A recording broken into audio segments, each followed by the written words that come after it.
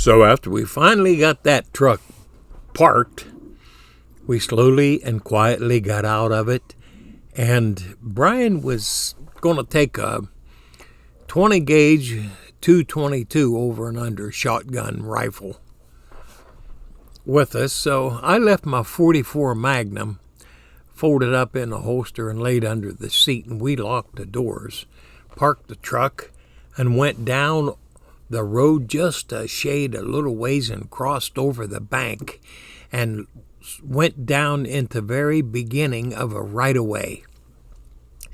It was a long cut field for the power company or gas company, or one of the utilities went way down into a valley and came up the other side, and we could shine the light across to the other side and call foxes in.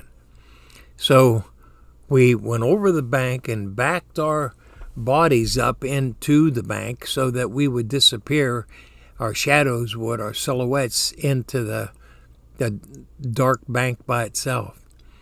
And we set the call up and turned it on.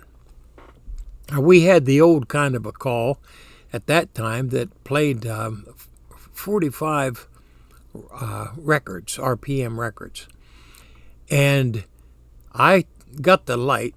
I told Brian to take the over and under and load it. And we started calling down through the opening in the woods and in the trees. Oh, it was dark. And for a while, we could catch an eye once in a while off in a distance. But when they wouldn't show up or come to you, there was either a coon or a bobcat or a red fox. Red fox just don't seem to want to come into the call.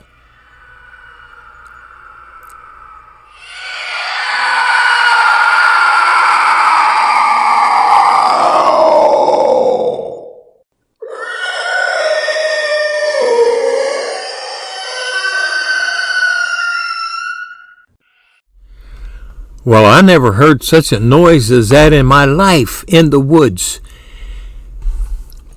I couldn't even hardly find a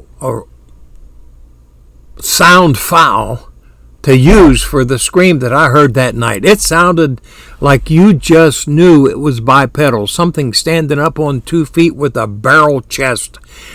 Well, when we were looking down into the dark, one let out a war whoop and yell just like you heard out in the right side of us into the trees.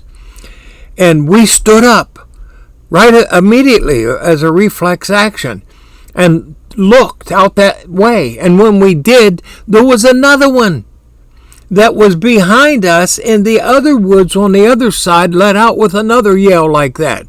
So we just took off running to the truck as fast as we could and got the heck out of there.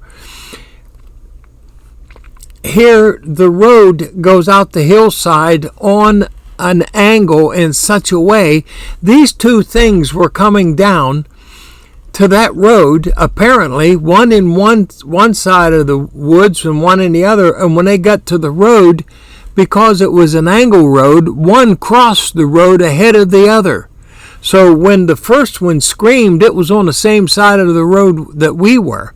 But the one started screaming on the other side hadn't come across out of the woods yet. We felt surrounded. We got the heck out of there.